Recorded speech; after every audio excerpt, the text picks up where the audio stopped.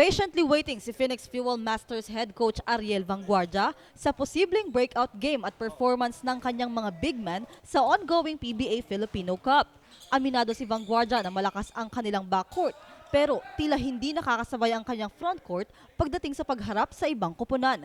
Dagdag ng former ABL champion coach, constant ang ginagawa nilang training kina center Norbert Torres at Prince Caperal, lalo't wala si veteran big man Doug Kramer sa lineup nila ngayon.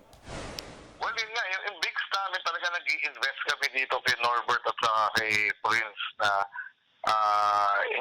they will commit mistakes but as long as they complete, they battle, okay na kami.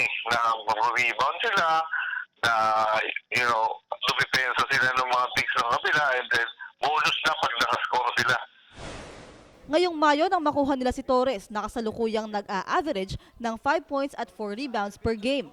150 naman nang matrade sa now-defunct Barako Bulls squad si Caperal na may average na 9 points at 7.5 rebounds per game sa 4 na beses na paglalaro.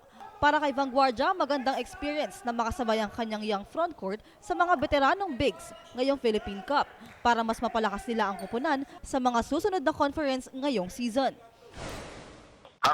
Kasi we're a backcourt team, considered a backcourt team kasi nga yung bigs namin very young pa. Pero I expect them after this conference o kahit the next conference, mas nag-i-improve na kasi nga we're giving them the minutes that they weren't getting before. So, naninibago pa sila and nag-adjust pa rin na ganun yung role nila sa team, na malaki na yung role nila sa team. So, we're giving them naman enough time to develop.